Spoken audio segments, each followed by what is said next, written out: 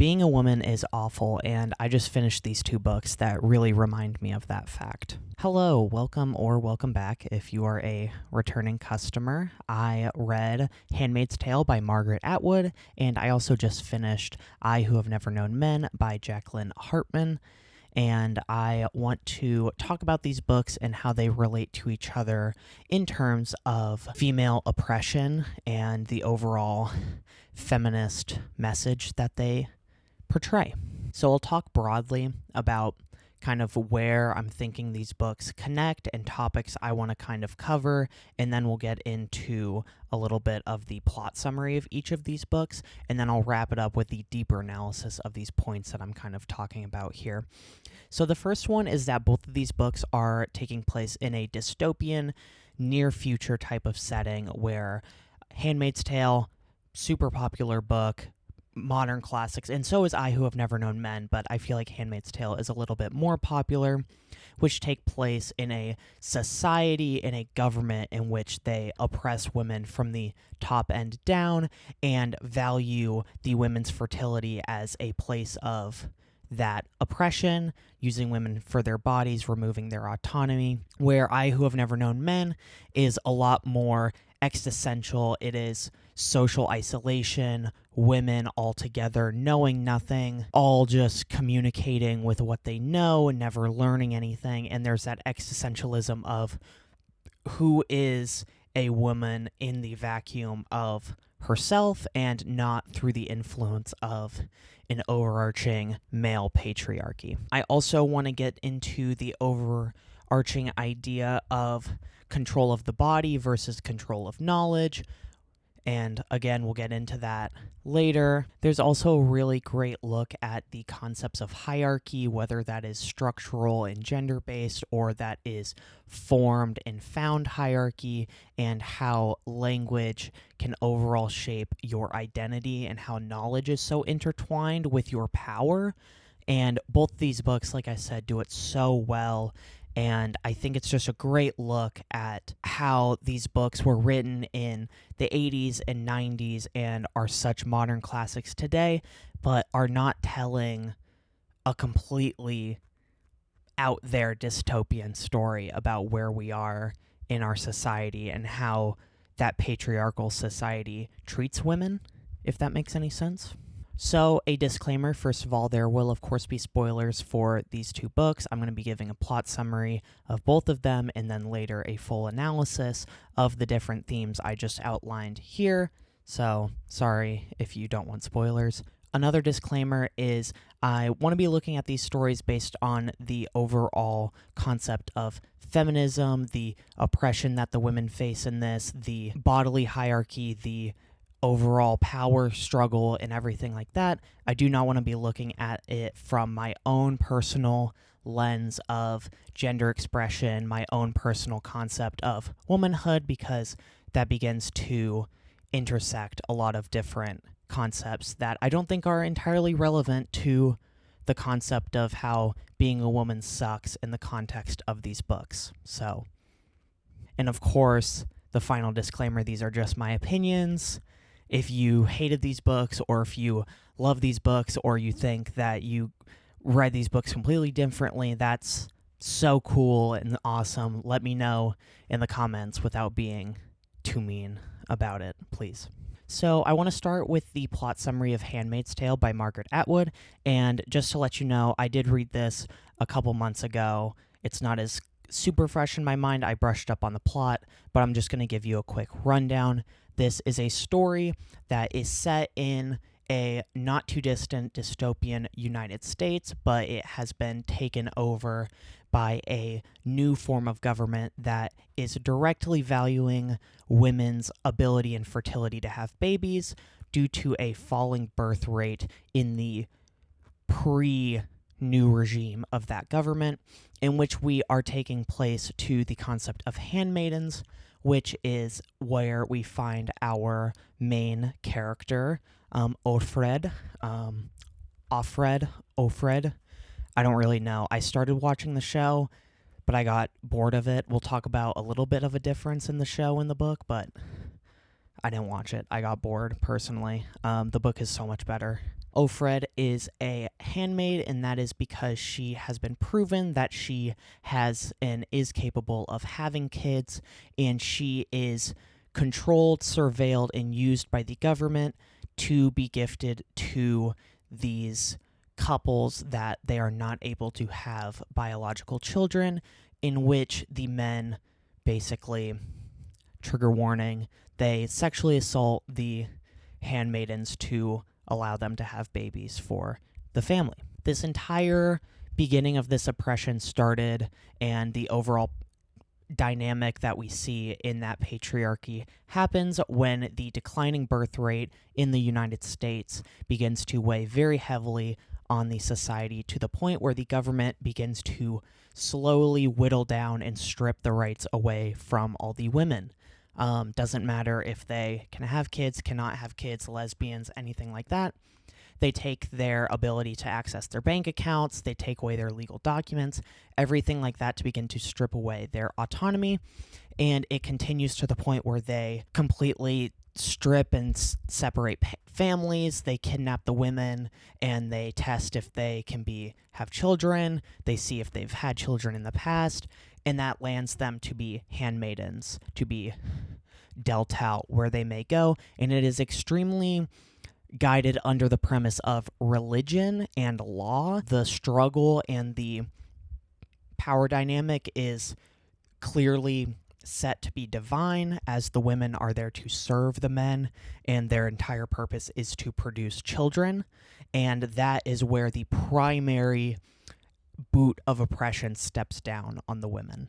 So Offred is assigned to a couple called the Commander, and the Commander is the man, and then the wife, her name is Serena Joy, and they are like really high up officials apparently, and Serena Joy is unable to carry children, so Offred is assigned there to be impregnated for that family.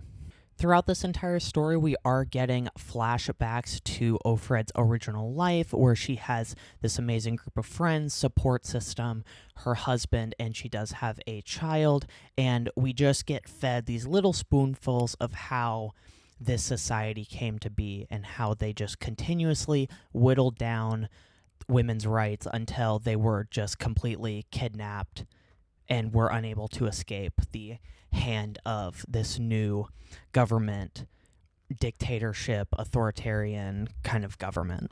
Once Offred has landed in the house of the Commander and Serena Joy, she goes on walks with a partner because, again, it's all based on commitment. It's another handmaiden, so they surveil each other. They make sure they are not saying the wrong things, because the second you slip up, you get kidnapped, disappear to what they call the colonies, and they just assume that's where they completely execute them.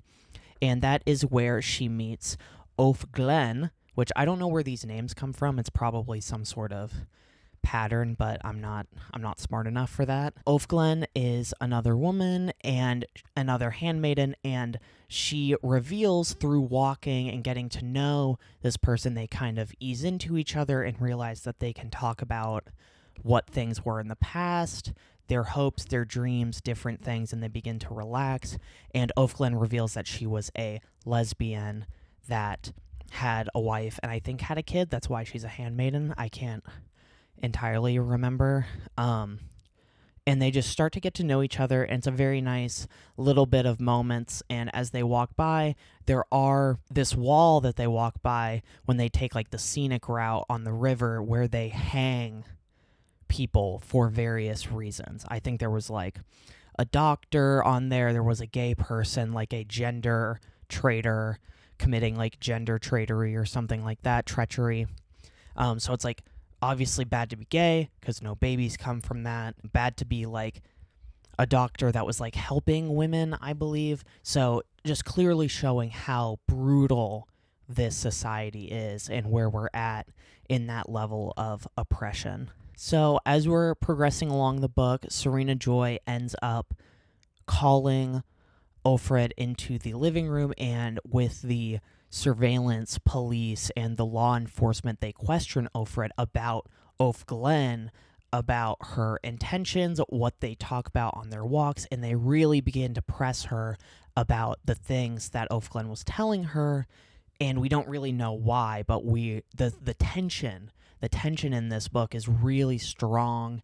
It's not insanely fast, but the tension really makes the pages go by, and every second we're getting that like intense just anxiety. It's done really well. Like I said, this book's fantastic. I don't know many people who don't really like Handmaid's Tale. It's a modern classic, so every time I say this is so good, obviously it's so good. They end up questioning, and Offred ends up revealing that she knew that Ofglen was a lesbian at the time, and there's this really intense moment where the like religious leader of the handmaids that like beats the women into submission is basically just hounding Offred, being like, why didn't you tell anybody that she was like a gender traitor and committing these acts? Why didn't you tell us that, like, why didn't you report it? And Offred just kind of stammers out that she didn't think it was that important. It just leaves with, I believe, Serena Joy or the head like maiden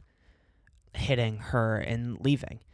And then the next day happens, and Ofglen is gone and replaced with a different handmaiden, but the handmaiden just says, I am Ofglen. And that is all we get from her in terms of the book. We are told she dies or is sent to the colonies and is executed in the book, but I did get to the point in the TV show where we get a little bit more, where Ofglen, also known as, I believe, Emily, we learn, wakes up in this medical area, and the head mistress, head maiden woman comes in, and a procedure has been done on Ofglen, like in her like hip pelvis area. They performed a clitoridectomy, which is they just removed her clitoris. And the headmistress cited that this was because she was a gender traitor and derived pleasure from lesbian relationships, but through the way of saying your reproductive fertility is so much more valuable, and we would never tarnish that we only took away your ability to gain pleasure from that, which I actually like in terms of the difference between the book and the show. I like how the show wanted to give us a little bit more visceralness and like the creative cruelty that the government would inflict on the women, and how they would strip their overall like autonomy and pleasure in being a woman with that clitoridectomy. I think it was really interesting just to show that they do value the women's fertility above all else. They would not kill them if they were able to bear a child, but they are going to just completely like mutilate these women from a just horrifically cruel power standpoint. So Offred is obviously very scared and concerned because her friend Ofglen just completely disappeared. But as this is happening, the commander is beginning to skirt and break some rules, where he begins to grow close with Offred by inviting her into his study, and playing like games of Scrabble and showing her books. And that's another huge part about this book, is that the erasure of literature, ability to collect knowledge, books, anything like that has been strictly forbidden. So bringing Offred into this study and playing games that involve words and thinking is an affront to the entire like government structure that has been established. And again, this is going to tie back to the overall theme and difference from I Who Have Never Known Men, that is the structural aspect of the oppression and not necessarily the deep existential individualized idea of the oppression and how being a woman fucking sucks. As he's doing that, their relationship kind of progresses into this really weird, casual from his standpoint, but really tense, scary relationship to Ofred. And he even ends up taking her to this underground, seedy dive bar strip club thing where all the women wear shabby, costumey, sexy clothes that try to resemble the society of the past simply to pleasure the men into remembering what the type of stuff the women were wearing at the time, which I thought it was cool. Honestly, I thought that this was kind of the weaker part of the book for me. I was way more interested in how the world outside of like the power structure was placed, but I do think it was interesting that the men still valued the traditionalism of the old society, but still enjoying the power dynamic of the new society in which they could just constantly control what the women did, what they wore, and putting them in these shitty old like Spirit Halloween ass costumes to like relive when women had their autonomy, which is so gross. Ofred is learning about this underground society resistance called Mayday, and she learns this from, I believe, another group of women. She begins to be interested in the concept of fighting back against this overarching patriarchal government. And this leads Serena Joy, who is starting to catch on to Ofred's and the commander's kind of warmth, and is just like, can clearly see that Ofred is plotting something in some way, arranged it so there is a illegitimate, questionable meeting slash happenstance encounter with the chauffeur, I believe Nick or Nicholas, and this is supposed to be framed as Ofred trying to put herself on to Nicholas, or Nicholas pursuing her and her accepting that, just to get her in trouble and hopefully taken away. This society finds out and goes to take Ofred away and is captured seemingly by the government, but it is then revealed right at the very end, kind of a cliffhanger, that they are a part of whatever this Mayday resistance is, and that is how the book ends. Obviously fantastic. It's a classic for a reason. Handmaid's Tale is so good. It is such a poignant, crazy book that was written 30 years ago, 30 or more years ago, that somehow tells so much more about our society than we can even interpret from our current society now, about how the patriarchy and how women's bodies and their autonomy are seen simply as a commodity for babies, and how that is used from a religious standpoint to justify the cruelty and mutilation of the fertile and viable women, and to just toss them out like a commodity and a token of favor to these higher up but also infertile women. So there's so many layers of that oppression, that because at the bottom level you're getting these women who can have babies and they're seen as such a high value, but they have zero autonomy in the structure of the government. And above that, you have the women who cannot have babies but are married to men and are wanted and associated with the men, and there becomes this really interesting triangle of power and value where somehow the man is always at the top of that value because they are able to impregnate the handmaidens. Overall, it was really great. I will get into, of course, more of the thematic elements and how it relates to I Have Never Known Men I'll get into more of the thematic elements of it and where I think it sits in relation to I Who Have Never Known Men after I give you the rundown on the latter book. I will definitely go deeper into the thematic elements of Handmaid's Tale, but I do want to get into I Who Have Never Known Men and the plot summary around that before I do so. I Who Have Never Known Men by Jacqueline Hartman is another dystopian, almost horror-esque book that was written in the 90s, I believe, that follows this one girl out of 40 or 39 other women that are trapped in this cell in a basement with no available light, and they've been there for an indeterminate amount of time, something like 13 years, and this girl, who's our main character, no name, they just call her the child because she is the only young person slash child that was put in this cell with the 39 other fully grown women who have had memories of the society before, but they're all hazy.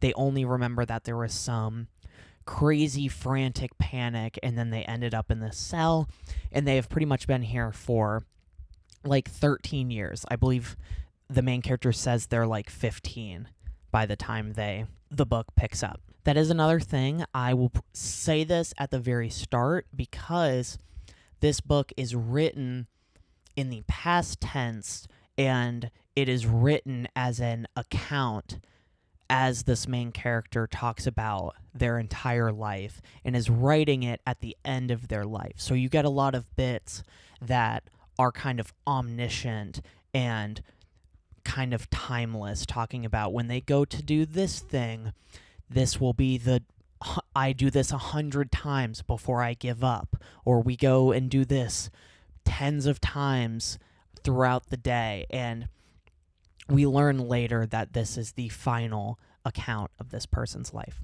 So we're in this cell, and sometime along the way, our main character begins to count and learn to tell time. And before this, the women have been really standoffish to the girl just because she is the youngest out of them, and they really see her as different than all of them because all she knows is this cell, hence the title I Who Have Never Known Men. She begins to figure out how to tell time and count, and they use this as a little bit of a rebellion against the system where they are meant to know nothing. Like, they literally know nothing. There are 3 male guards who say nothing and just sit there and guard.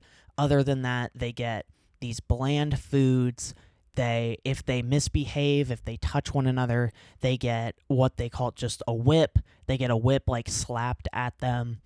So it's very low knowledge, very isolationist, very existential. But this character ends up learning to tell some semblance of time, and as our main character is doing so, begins to be let into the group when all of a sudden this blaring, just deafening alarm goes off, and all of the guards sprint out of there and run out and leave these women. But as they look, the guard had dropped their keys onto the ground, where our main character grabs them and unlocks the gate, and they all escape. This part had me stressing. We have other than the whipping, there's no innate sense of fear of death or violence. The women have tried to kill themselves in the past. Trigger alert, this is another really brutal book. They've tried to kill themselves before, but the guards get to them and whip them and are keeping them alive for some reason. But again, they are meant to know nothing. They don't know why they want them alive. There's no innate purpose behind it.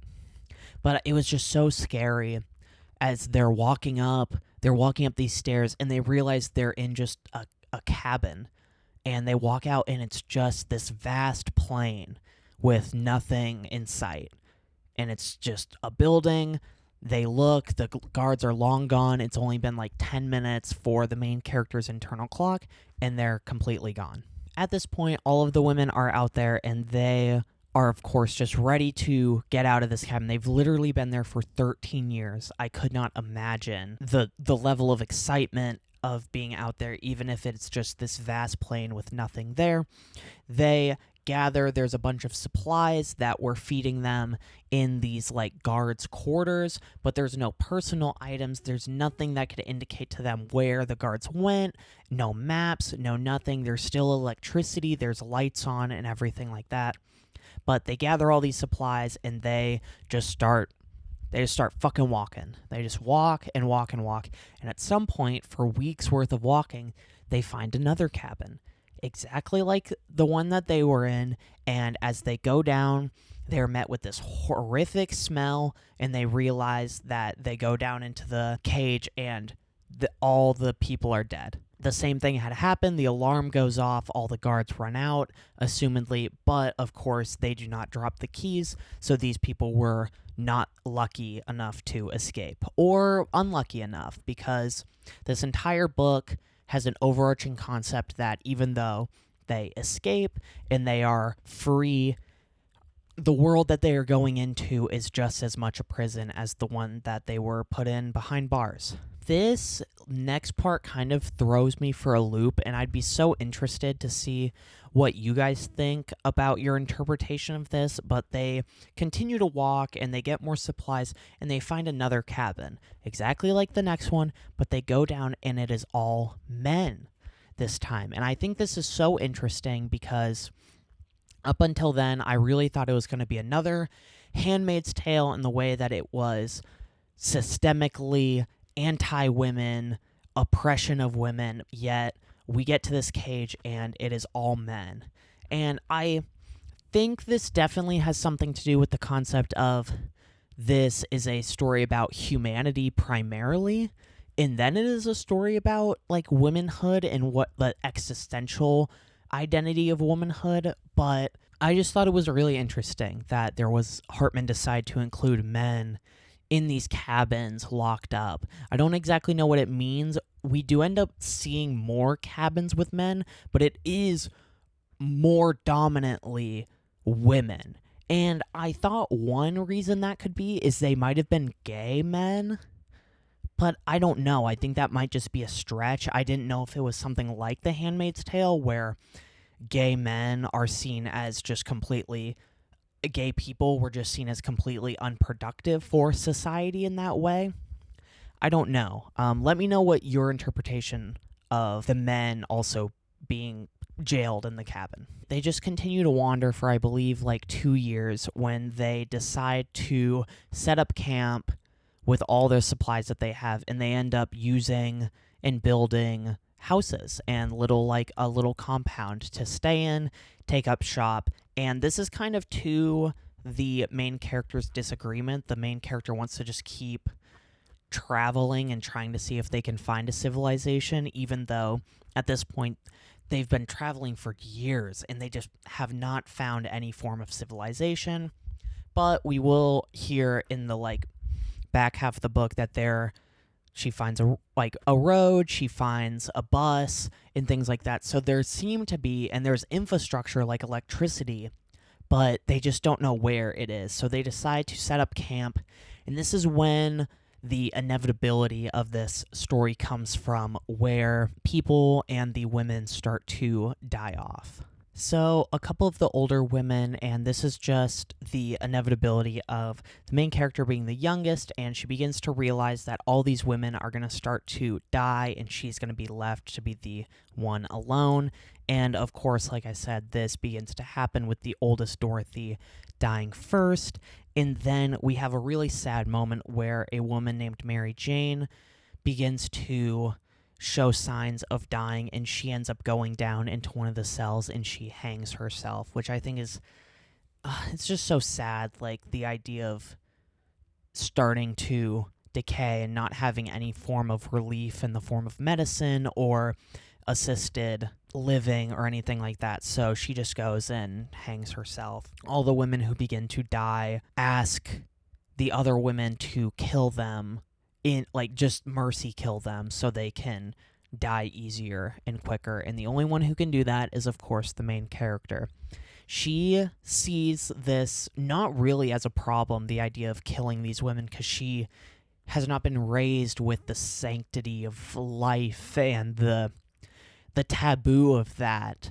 because she's only lived in that cage. So to be told that to kill them is mercy, she has no reservations for that and kills them. And this is definitely the most personally intimate part of this story, is the moment that the main character is about to kill one of these women, and they have like a real human moment with the main character, having moments like touching her arm, saying you're so kind, we love you, everything like that, as the main character stabs them in the heart. Of course, their settlement continues to grow, and like I would have assumed in this, lesbian relationships form. The main character doesn't really understand them at all, and some of the women try to kind of tell her the concept of sex and what that means, because she is interested in understanding it, but it just doesn't connect with her. She constantly is talking about how she did not like touch, she does not understand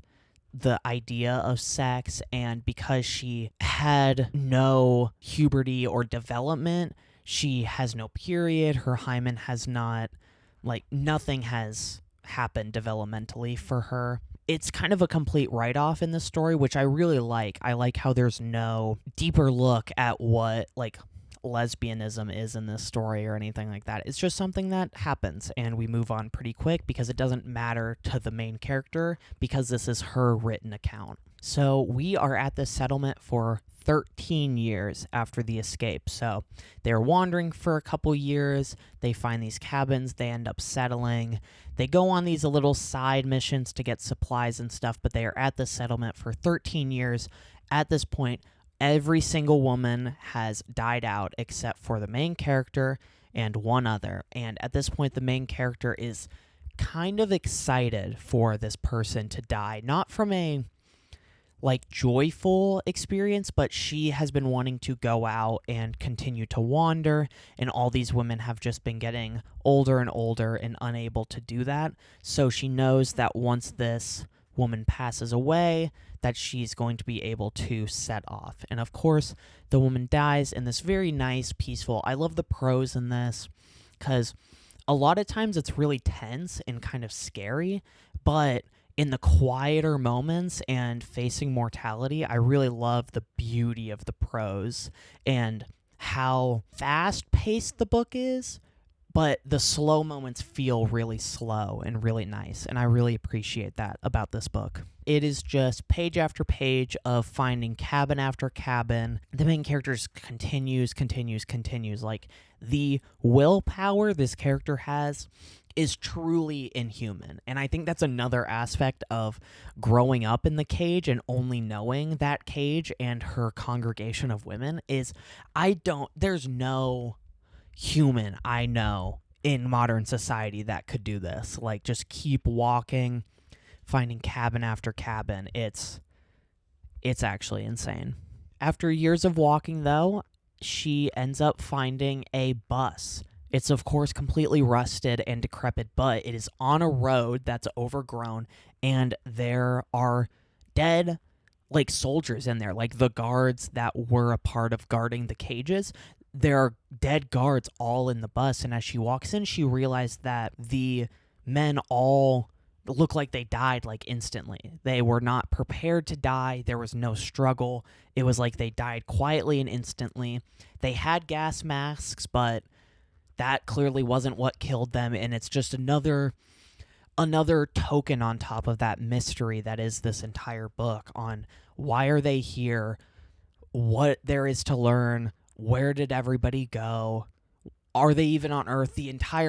Every question revolves back to, are we even on Earth? And I think that's really cool that it's just a story of you will learn nothing and you will know nothing but the environment that Hartman is writing, which is so depressing, but so good. She just continues to walk, and she begins to to ease out of her drive to keep wandering. She finds the bus, but yet she just continues to find cabins, and she begins to settle on the fact that she's done wandering when she sees a stack of rocks that clearly has been done by a human. The same way that they find the other cabin the first time when all the women go out there, it's the same level of excitement She rushes up to it, she takes all the stones off, and it's a metal hatch that opens up, and she goes down, and it's another bunker.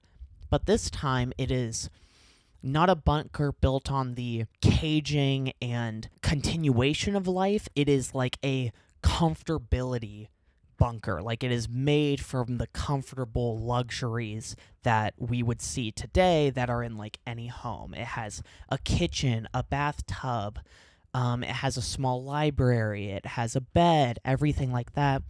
So this was clearly made for somebody to inhabit it, but it never was. It's completely pristine, and the main character goes down there, and she takes this as a sign that this is going to be where she lives for the rest of her life. So the rest of the book, the last like 30 pages or so, is just about the main character developing an understanding of reading, writing, starting to interpret how the world might have been. We get to enjoy seeing her enjoy casual luxuries like taking a bath, sleeping in a bed. It really makes you happy that this main character at least gets some semblance of the society before this event in some capacity, even if she did not receive the social concept of the society before. It made me really happy in this like melancholy way for her. But as the same inevitability of the women dying and aging out, she of course begins to age, and she notices that when she comes across reams of paper and pencil, and she begins to write down her account. And this is simply for her to reflect on her life, but also hoping that maybe the same luck of her finding this bunker might happen upon someone else, and they will find her account and know that they are not alone in this insane environment they have found themselves in. And she writes her final bit, and she passes away. And that was I Who Have Never Known Men. Again, I literally just finished it like an hour ago.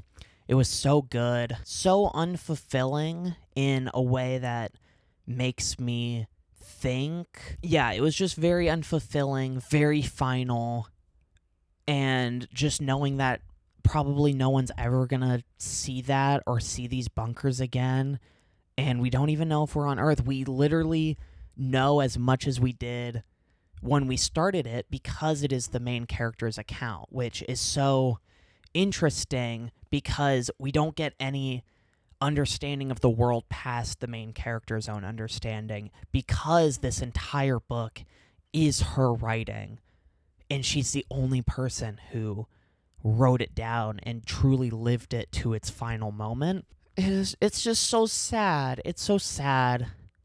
So what does this mean as far as my thesis I stated at the beginning, which is being a woman is fucking terrible? And I think the plot summaries of these two books kind of speak for themselves, but I want to go over a couple things I've noticed, especially when putting Handmaid's Tale and I Who Have Never Known Men side by side to one another. The first is a commonality I found between the two, which is that the dystopian of female oppressive fiction seems to look forward into a future in which these women are oppressed in a new and creative way, which I don't know. Do we need to be creative about women's oppression? Because I feel like it's enough right now, and there's been enough in the past. But I think that is a big distinction between a lot of lit fic and even dystopian-esque fiction regarding other minorities, is they typically look back in our society. And I think it's so interesting to write poignant books about women's struggles and oppression from a standpoint of this is what can happen in the future on the trajectory that we are traveling. And they just do it in different ways. Handmaid's Tale does it in a much more, I feel, realistic way, in a way that looks at how our government can very easily strip rights away and control the lives of women and other minority groups, where I Who Have Never Known Men is much more about overpowering idea of an event completely wiping out the societal and human experience and putting it into a jail cell and a cabin on this weird world plane planet thing with a bunch of other jails with a bunch of other women, which I think is a lot more an expression of what is being a woman in a vacuum away from society. And that kind of leads me into the next look of how this fits into women's oppression and the overall arc of feminism in these stories is the structural oppression, which is seen in Handmaid's Tale through religion and laws, compared to the existential look at oppression, which is much more related to isolation, language, oral history, the lack of knowledge, where the old world is known by all the characters in Handmaid's Tale. It has not been completely wiped. Like books and things like that kind of have been destroyed, but everyone still knows that the women had their rights, and the world still goes on in this weird structural form of oppression, while the existential idea of I who have never known men, of these women being drugged or captured and then kind of their overall memories wiped, but still having your memories, but it doesn't even matter because they're just trapped in a place that they know nothing about. They don't know anything about the world. They don't have any access to knowledge. They only have the limited hive mind of the 39 other women in this cell.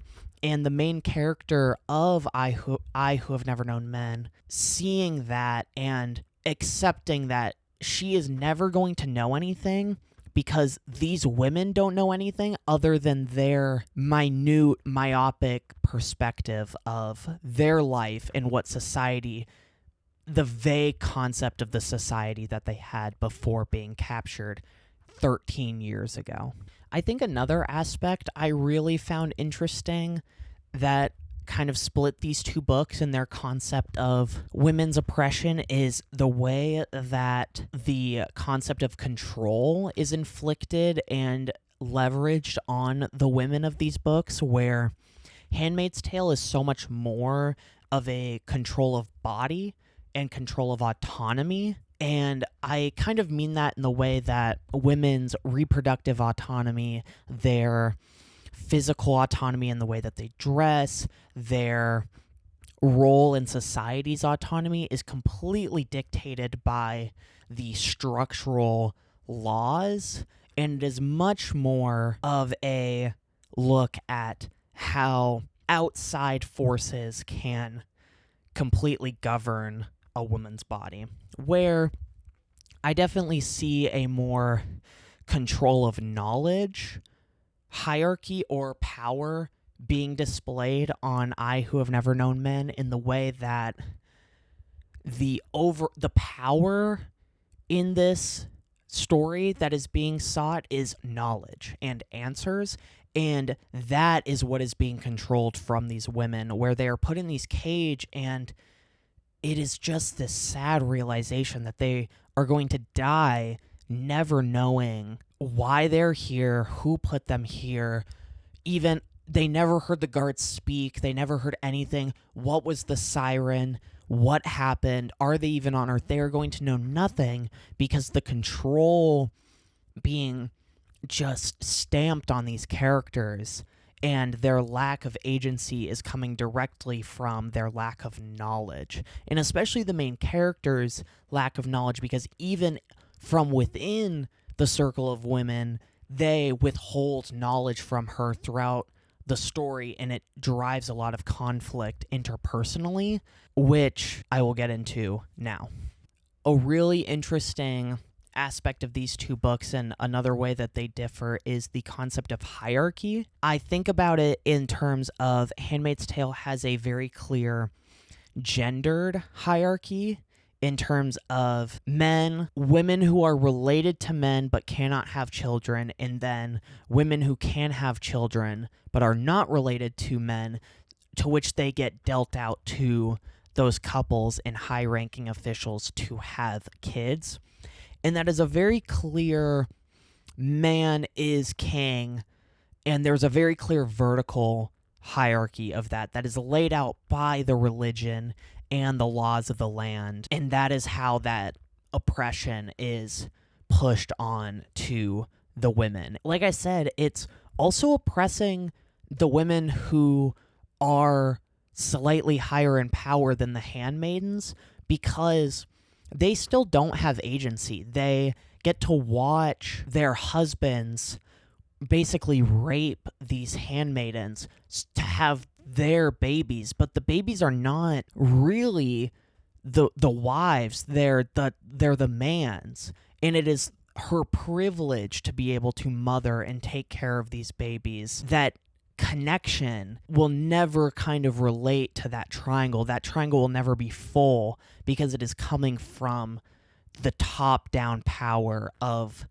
the male patriarchy. I think the hierarchy seen in I Who Have Never Known Men is broadly, it's actually very communal, and there's really not a hierarchy, but it's kind of this found and developed hierarchy where even when gender is not a role in the concept of hierarchy among these 40 women, they still develop their own hierarchy with whatever commodity they are able to hold over one another. And I think the most powerful form of this hierarchy is the hierarchy of knowledge. It's fitness, it's physicality, but mainly it's knowledge. And I think that goes back to the overall control of that knowledge is the women.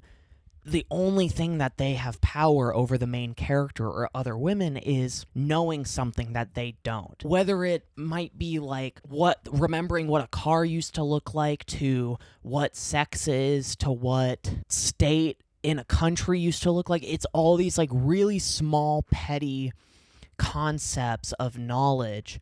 But because it is all they have, they choose and they develop a way to hold power over another woman. So even when there's not a express gendered patriarchy, there is still some sort of power dynamic and hierarchy, even in a 40-woman equal community that should be like hierarchy-less.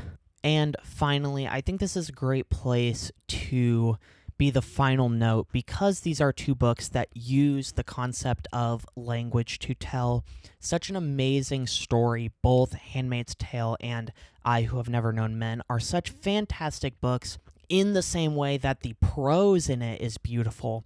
They are also able to tell the story of how beautiful and powerful language is in both of these stories. And what I mean by that is Handmaid's Tale takes the concept of language and learning and text and media and everything that helps broaden the scope of one's mind and educates them. They take that and they completely censor it and remove it from the ability of the women to learn it. The women know how to write.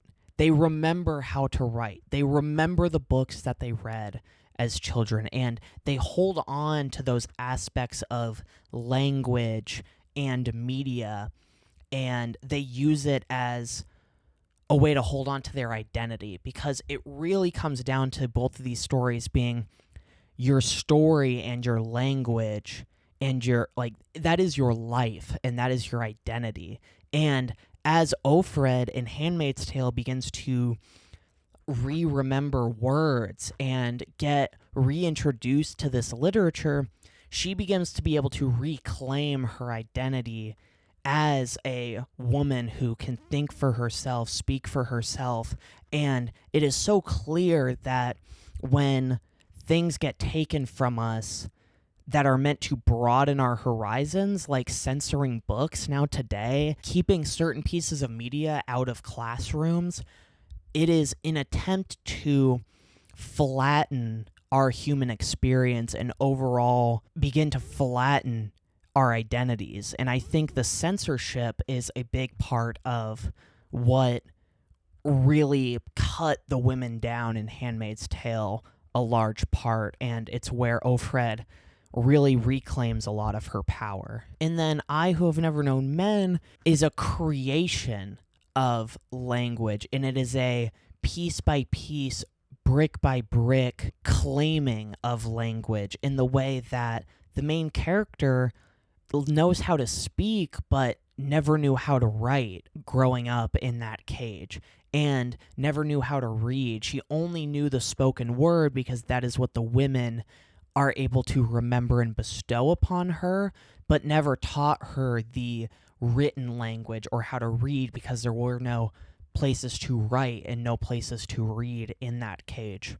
And as the book progresses, our character begins to develop her ability to read, and then at the very end of her life, she, with those books she finds in the new bunker, she is able to learn how to write. It is only when she is able to learn to speak, read, and write is when she's able to fully tell her story and solidify her identity and her place in this lack of society. And it is so different in Handmaid's Tale because there was no original learning of language, reading, and writing. There's not a relearning of that. It is a complete creation of an identity through understanding language and writing your story down and understanding yourself through your own language. And I think it's just so important that we look at stories like this and take those lessons from them today, because it's so important that people in general, but especially women, use the education that we are privileged with to claim our identity and claim power by telling stories and using language and using knowledge as a source of power. And especially in the climate today, the censoring and the control that the government has on education and language and speech and books and media, it is more important than ever that women and minorities push back against those negative forces in order to claim the rightful place that women and other minorities have in the world, to avoid the succumbing to a world like Handmaid's Tale, or losing our language and our power like in I Who Have Never Known Men. And I don't know, I just think that's so important, and these books just had me thinking a lot about how much it sucks how much being a woman sucks. And I think you can apply this to like a bunch of being a minority, being a human. But I think as you whittle it down, and these books are so perfectly encompassing how easily a society like ours today can become a society like Offred's and Handmaid's Tale. And I think it's such a great look. I'm so glad we have stories like this. I'm so glad they're popular. It makes me really happy to see that both of these books have like 1 million reads on Goodreads. I think like Handmaid's Tale has like 2 million or something like that. Yeah, I think that's where I'm going to leave it. I rambled a lot and I threw a lot at the wall. Let me know what you think. Again, if you read something differently or you thought I got something wrong, please comment down below, but be nice. I love reading your guys' comments. It's so fun, and you guys are so cool. But yeah, commenting is my favorite way for you guys to interact with the video. But of course, if you like this video, you could check out my other ones or go ahead and subscribe. But yeah, being a woman sucks. And yeah, thank you so much for watching. Go read these books if you haven't. And if you have, and you've read a bunch of other books that you think I might like, leave a recommendation in the comments below. Thank you. Bye-bye. Bye-bye. Bye-bye.